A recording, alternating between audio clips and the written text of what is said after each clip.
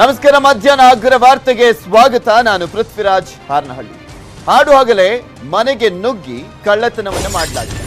ಮನೆಯವರಿಗೆ ಚಾಕನ್ನ ತೋರಿಸಿ ಚಿನ್ನಾಭರಣವನ್ನ ಕಳವು ಮಾಡಲಾಗಿರುವಂತ ಘಟನೆ ನಡೆದಿರುವಂತದ್ದು.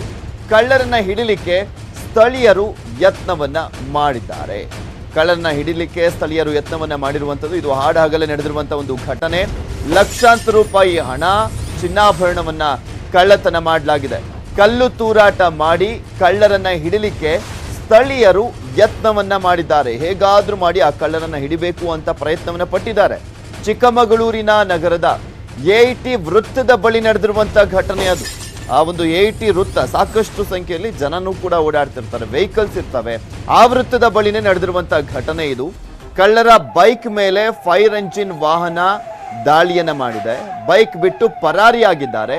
ಖದೀಮರು ಮಾರಕಾಸ್ತ್ರ ಕೈಯಲ್ಲಿ ಹಿಡಿದು ಓಡಿದ್ದಾರೆ. ಖದೀಮರು ನಿಮಗೆ ತೋರಿಸ್ತಾ ಇದ್ವಿ ದೃಶ್ಯಾವಳಿಗಳಲ್ಲಿ, ಗಮನಿಸ್ತಾ ಇದ್ದೀರಾ ನೀವು ಕೂಡ. ಯಾವ ರೀತಿಯಾಗಿ ಆ ಧೈರ್ಯದಿಂದ ಕಳ್ಳತನ ಮಾಡಲಿಕ್ಕೆ ಇಳಿದಿದ್ದಾರೆ ಅನ್ನೋದು ಇಲ್ಲಿ ನಿಜಕ್ಕೂ ಕೂಡ ಆಶ್ಚರ್ಯ ಅನ್ಸುತ್ತೆ. ಅದು ಹಾಡ ಹಗಲೇ ಕಳ್ಳತನವನ್ನ ಮಾಡಿ ಸಾಕಷ್ಟು ಜನ ಅವರನ್ನ ಹಿಡಿಲಿಕ್ಕೆ ಪ್ರಯತ್ನವನ್ನ ಪಟ್ಟಿದ್ದಾರೆ. ಈ ಸಂದರ್ಭದಲ್ಲಿ ಫೈರ್ ಇಂಜಿನ್ ಅಲ್ಲೂ ಕೂಡ ಬೆನ್ನತ್ತಿದ್ರು ಅಲ್ಲಿದ್ದಂತ ಅಗ್ನಿಶಾಮಕ ದಳದವರು. ಅದನ್ನ ಬಿಟ್ಟು ಬೈಕ್ ಬಿಟ್ಟು ಪರಾರಿಯಾಗಿದ್ದಾರೆ. ಕೈಯಲ್ಲಿ ಚಾಕುವನ್ನ ಹಿಡ್ಕೊಂಡು ಓಡೋಗ್ತಾ ಇರುವಂತ ದೃಶ್ಯಾವಳಿಯನ್ನ ಕೂಡ ಗಮನಿಸ್ತಾ ಇದ್ದೀರಾ. ಅಲ್ಲಿದ್ದಂತ ಜನರು ಕೂಡ ಕಲ್ಲಲ್ಲಿ ಒಡೆದು ಅವರನ್ನ ಹಿಡಿಲಿಕ್ಕೆ ಪ್ರಯತ್ನ ಪಟ್ಟಿದ್ದಾರೆ. ಸೊ ಫೈನಲಿ ಹಿಡಿದಿದ್ದಾರಾ ಏನು ಅನ್ನೋದ್ರ ಬಗ್ಗೆ ಇನ್ನಷ್ಟೇ ಮಾಹಿತಿ ಬರಬೇಕಾಗಿರುವಂಥದ್ದು. ಇದು ಚಿಕ್ಕಮಗಳೂರಿನಲ್ಲಿ ನಡೆದಿರುವಂತ ಘಟನೆ. ಚಿಕ್ಕಮಗಳೂರಿನಲ್ಲಿ ಎಐಟಿ ಕಾಲೇಜ್ ಆವರಣ, ಎಐಟಿ ಕಾಲೇಜ್ ಆವರಣದಲ್ಲಿ ಅಂದ್ರೆ ಆ ವೃತ್ತದಲ್ಲಿ, ಎಐಟಿ ಕಾಲೇಜ್ ವೃತ್ತ ಅಂತ ಒಂದಿದೆ ಚಿಕ್ಕಮಗಳೂರಿನಲ್ಲಿ, ಅಲ್ಲಿ ನಡೆದಿರುವಂಥದ್ದು. ಈ ಚಿಕ್ಕಮಗಳೂರು ಕಡೂರು ಮಾರ್ಗವಾಗಿ ಸಿಗುತ್ತೆ ಅದು ಎಐಟಿ ವೃತ್ತ. ಅಲ್ಲಿ ನಡೆದಿರುವಂತ ಒಂದು ಘಟನೆ ಇದು. ಫೈರ್ ಇಂಜಿನ್ ಕೂಡ ಕರೆಕ್ಟ್ ಆಗಿ ಆ ಭಾಗದಲ್ಲಿ ಹೋಗ್ತಾ ಇರುವಂತ ಸಂದರ್ಭದಲ್ಲಿ ಕಳ್ಳರು ಅಂತ ಗೊತ್ತಾಗ್ತಿದ್ದ ಹಾಗೆ ಅಲ್ಲಿಗೆ ಬರುತ್ತೆ. ಆ ಗಾಡಿಯನ್ನ ನಿಲ್ಲಿಸಿ ಇವರು ಪರಾರಿ ಆಗ್ತಾರೆ.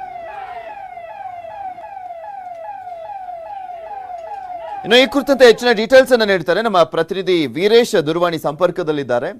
ಎಸ್ ವೀರೇಶ್, ಯಾವಾಗ ಆಗಿದ್ದು ಇದು? ಆ ಕಳ್ಳರು ಸಿಕ್ಕಾಕೊಂಡ್ರ?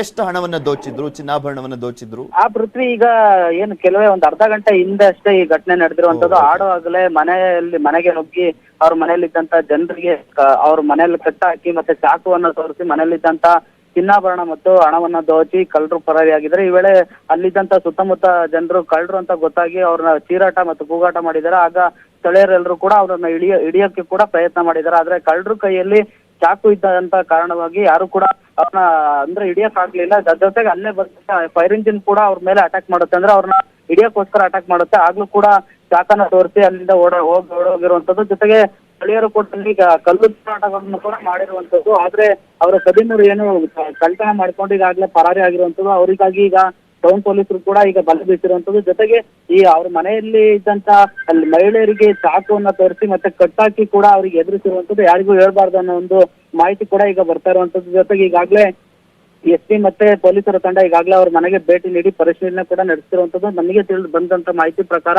10 ಲಕ್ಷಕ್ಕೂ ಹೆಚ್ಚು ಹಣವನ್ನ ಕದೀಮರು ಮನೆಯಲ್ಲಿ ಅವರ ಚಂದ್ರೇಗೌಡರು ಅನ್ನೋರು ಮಿಸ್ಸಸ್ ಮತ್ತೆ ಅವರ ಮಗಳು ಇದ್ದು ಅಂತ ಹೇಳ್ತಿದ್ದಾರೆ. ಅವರಿಗೂ ಕೂಡ ಚಾಕುವನ್ನ ತೋರಿಸಿ ಚಂದ್ರೇಗೌಡರು ಅವ್ರ ಮಿಸ್ಸಸ್ ಒಬ್ರೇ ಇದ್ರು ಅಂತ ಹೇಳ್ತಿದ್ದಾರೆ.